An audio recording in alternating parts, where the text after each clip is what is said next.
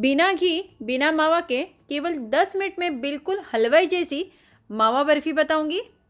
आप इसका टेक्सचर देख सकते हैं कितना परफेक्ट आया है, मुंह में जाते ही घुल जाएगी और बनाना इतना आसान कि कोई बच्चा भी इसे आसानी से बना लेगा। हेलो दोस्तों, मैं रश्मि और आपका स्वागत है रे किचन में। और अगर आपने मेरे चैनल को अब तक सब्सक्राइब नहीं किया है तो सब्सक्राइब करें और बेल आइकन को प्रेस करना ना भूलें। मिठाई को सेट करने के लिए मैंने यहाँ पे इस तरह का मोल्ड लिया है। तो सबसे पहले इसे हम घी से ग्रीस कर लेते हैं। आप चाहो तो कोई भी केक मोल्ड या फिर नॉर्मल थाली में भी इसे सेट कर सकते हैं। यहाँ पे मैंने बटर पेपर का इस्तेमाल किया है जिससे कि इसे डीमोल्ड करना आसान हो जाए। बटर पेपर घर पे आसानी से कैसे बनाते हैं उसकी रेसिपी मैंने ऑलरेडी आप लोगों के साथ शेयर की है, तो इसके ऊपर से भी हम घी लगा लेंगे। अगर आप में से किसी ने नहीं देखी है तो उसका भी लिंक मैं आपको नीचे डिस्क्रिप्शन बॉक्स में दे दूँगी। तो चलिए अब बर्फ़ी बनाना शुरू करते हैं। यहाँ पर मेरे पास फ्रेश दूध से बना हुआ छेना है। मैंने इसे बनाने के लिए 1 लीटर पैकेट वाले दूध का इस्तेमाल किया था। आप कोई भी क्वालिटी का दूध यहाँ पर ले सकते हैं। तो आप देख सकते हैं ये कितना मलाईदार छेना बना है। अगर आपके पास छेना नहीं है तो आप सेम रेसिपी पनीर से भी बना सकते हैं। इसे मैंने छलनी में 5 मिनट के लिए ऐसे ही छोड़ दिया था और इसका जो सारा पानी है ना वो एक बर्तन में इकट्ठा हो गया है। अब मैं आपको इसे मेजरमेंट करके बताती हूँ कि ये लगभग है कितना। तो यहाँ पे मैंने 1 कप का मेजरमेंट लिया है। पनीर को जो है आप मिक्सी में ग्राइंड करके लें और उसे पीसते समय आप उसमें पानी या दूध का इस्तेमाल ना करें। और आप देख सकते हैं कि पूरा जो छेना है वो लगभग 1 कप इतना है। तो अगर आप पनीर से बना रहे हैं तो आपको 200 ग्राम पनीर यहाँ पे लगेगा और पीसने के बाद उसकी जो प्रॉपर क्वांटिटी है ना वो 1 कप ही होनी चाहिए। आगे वीडियो में मैं बिना छेने के आपको रसगुल्ले कैसे आसानी से बनाते हैं उसका भी वीडियो शेयर करूँगी। तो यहाँ पर जो छेना है इसे हम कढ़ाई में निकाल लेते हैं। आप देख सकते हैं कितना क्रीमी छेना बना हुआ है। यहाँ पे मैंने 1 कप मिल्क पाउडर लिया है। इससे इस रेसिपी को गाढ़ापन और रिचनेस दोनों मिलेगा। मिल्क पाउडर आप कोई भी क्वालिटी का या कोई भी ब्रांड का ले सकते हैं और ये आपको कोई भी सुपरमार्केट में आसानी से मिल जाएगा। साथ ही में मैंने यहाँ पे आधा कप पीसी हुई चीनी ली है। नॉर्मल चीनी को मिक्सी में मैंने ग्राइंड करके लिया है। मीठापन जो है आप अपने पसंद अनुसार कम या ज़्यादा कर सकते हैं। आप यहाँ पे गुड़ भी डाल सकते हैं मगर उससे इसका जो कलर है वो चेंज हो जाएगा, तो चीनी डालना बेटर रहेगा। अगर आप पनीर से भी इस रेसिपी को बना रहे हैं तो आपकी जो क्वांटिटी है मिल्क पाउडर और जो शुगर की वो आपको सेम लेनी है। तो अभी इसे मैंने रफली मिक्स कर लिया है। तो चलिए अब हम कढ़ाई को जो है गैस पर चढ़ा देते हैं। आँच को जो है हमें धीमा रखना है और इसे लगातार चलाते हुए पकाना है। इसे हमें तब तक पकाना है जब तक कि जो हमारा मिक्सचर है वो पूरी तरह से गाढ़ा ना हो जाए और कढ़ाई को छोड़ने ना लगे। और ये पूरी रेसिपी हार्डली 7 से 8 मिनट में बनकर रेडी हो जाती है। मैं तो इसे नॉनस्टिक कढ़ाई में बना रही हूँ। आप चाहो तो इसे पैन में भी बना सकते हैं। और अगर आप नॉर्मल कढ़ाई का इस्तेमाल कर रहे हैं, आपके पास नॉनस्टिक कढ़ाई या पैन नहीं है, तो आप करिए कि हल्का पानी से इसे ग्रीस करके ले, यानी हल्का सा पानी इसके ऊपर छिड़क कर उसे पोंछ कर ले उससे ये जो मिक्सचर है वो बिल्कुल भी तले में चिपकेगा नहीं। तो आप देख सकते हैं कि सारी चीज़ें कैसे अच्छे से मिल गई है और इसका जो टेक्सचर है ना बिल्कुल लिक्विडी हो गया है। पनीर या छेना घर पे आसानी से कैसे बनाते हैं उसकी रेसिपी मैंने ऑलरेडी आप लोगों के साथ शेयर की है, बट अगर आप में से किसी ने नहीं देखी है तो मैं उसका लिंक आपको नीचे डिस्क्रिप्शन बॉक्स में दे दूँगी। आप देख सकते हैं इसका जो सारा पानी था वो ऑलमोस्ट सूखने के लिए आ गया है। तो अब हम इस स्टेज पे है ना यहाँ पे पाव छोटा चम्मच के करीब ना पीसी हुई इलायची का पाउडर डालेंगे। अब हम इसे 2 से 3 मिनट के लिए और थोड़ा सा पकाएंगे। इलायची जो है सभी के घर में आसानी से होती है, बट अगर आपको इसका फ्लेवर और भी ज़्यादा इन्हांस करना है या ज़्यादा फ्लेवर भरपूर बनाना है तो आप यहाँ पे रोज़ एसेंस का भी इस्तेमाल कर सकते हैं। तो देखिए अब ये पूरी तरह से सूख गया है, ड्राई होने लगा है और ये कढ़ाई को छोड़ने लगा है। इस तरह से ये आसानी से फोल्ड हो रहा है, यानी कि हमारा जो टेक्सचर है वो एकदम परफेक्ट है। मिक्सचर बनकर रेडी है। तो इस स्टेज पे अब हम गैस को ऑफ कर देंगे। तो चलिए अब हम इसे फटाफट सेट कर लेते हैं। और अब हम गर्मा गर्म मिक्सचर को इसमें डाल देते हैं और इसे अच्छे से इवनली फैला देंगे। मेक श्योर कि इसके ऊपर की जो सतह है ना वो भी अच्छे से प्लेन रहे, तो इसके लिए मैं बटर पेपर का ही इस्तेमाल कर रही हूँ। ये काफ़ी मिक्सचर गर्म है तो इस तरह से बटर पेपर रखते हुए इसे मैं इस तरह से इवनली स्प्रेड कर रही हूँ जिससे कि ऊपर से भी परफेक्टली प्लेन रहे। बट अगर आपके पास नहीं है बटर पेपर तो आप नॉर्मली स्पून का भी इस्तेमाल कर सकते हैं। स्पून को थोड़ा सा घी लगा लें और फिर आप इसे थपथपाते हुए इस तरह से प्लेन कर लें। अब हम इसे 10 से 15 मिनट के लिए इसी तरह से फ़ैन के नीचे छोड़ देंगे, जिससे कि ये अच्छे से जम जाए और उसके बाद ही हम इसके पीसेस कट करेंगे। आप चाहो तो इसे फ्रिज में भी 10 मिनट के लिए रख सकते हैं। जब तक ये सेट हो रहा है तब तक हम रसगुल्ला बना लेते हैं।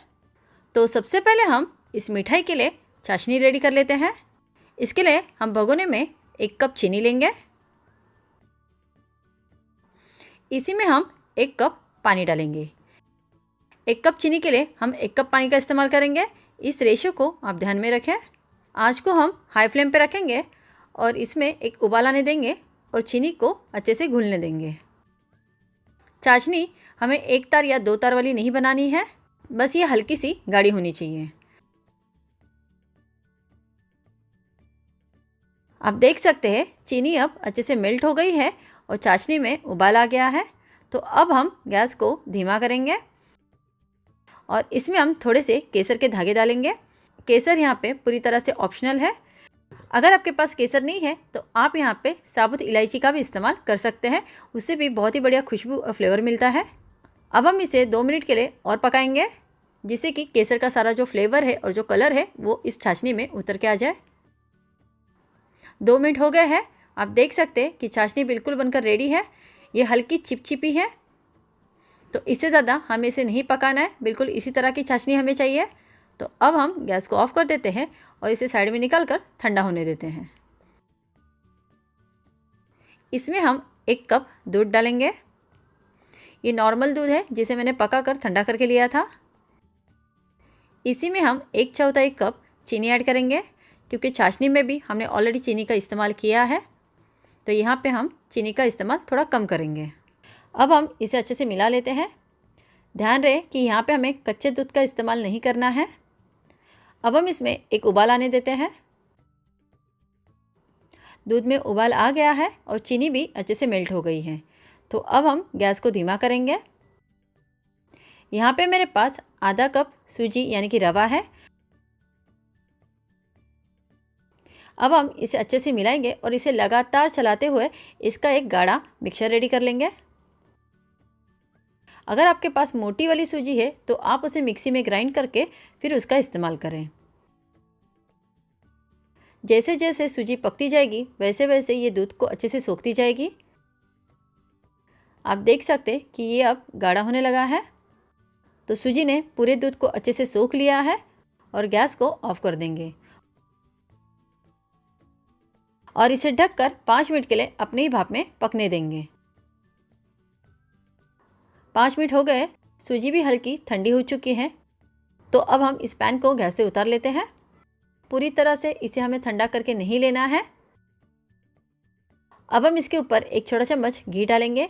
घी से इसका टेस्ट भी बढ़ेगा, साथ ही में इसे एक शाइन भी मिलेगी। जैसे आटा गूंद लेते हैं बिल्कुल इसी तरह से अच्छे से मसलते हुए गूंदना है, जिससे कि हमारा जो सूजी का मिक्सचर है वो एकदम चिकना, सॉफ्ट और स्मूथ डो हो जाए। ये हल्का हल्का गर्म है तो हाथों को चटका ना लगे, इसलिए हाथों को भी हम हल्का सा घी लगा लेंगे और इसे हम गूंद लेंगे। ये देखिए, इसे मैंने 5 मिनट तक अच्छे से गूंद लिया है और आप देख सकते हैं एकदम परफेक्ट स्मूथ चिकना डो बन के रेडी है। इडली कुकर में 2 गिलास पानी लिया है। इसके ऊपर इस तरह का जाली रखेंगे और इसे ढक कर पानी को गर्म होने देंगे, क्योंकि हमें इन्हें स्टीम करके लेना है। आप चाहो तो इसे भगोने में भी बना सकते हैं। यहाँ पे मैंने एक स्टील की थाली ली है, तो इसे हम घी से ग्रीस कर लेंगे। आप चाहो तो इसे बटर से या फिर तेल से भी ग्रीस कर सकते हैं।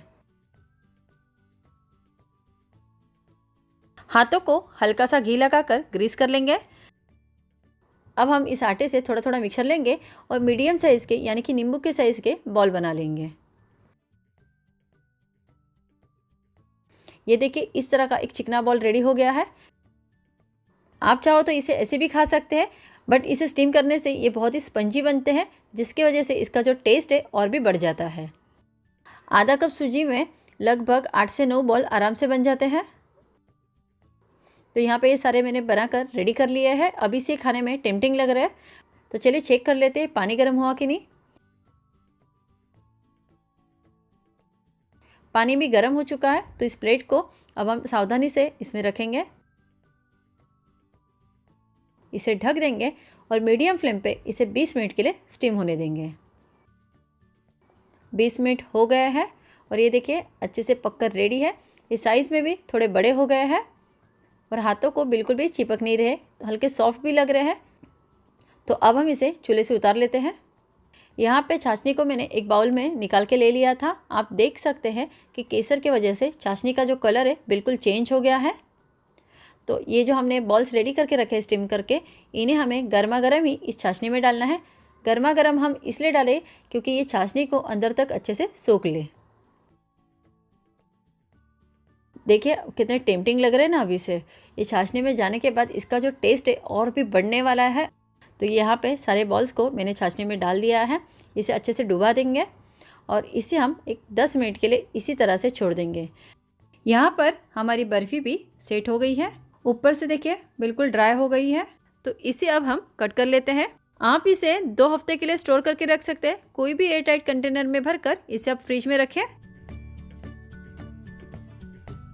देखिए कितनी स्वादिष्ट लग रही है और एकदम परफेक्ट बनी है।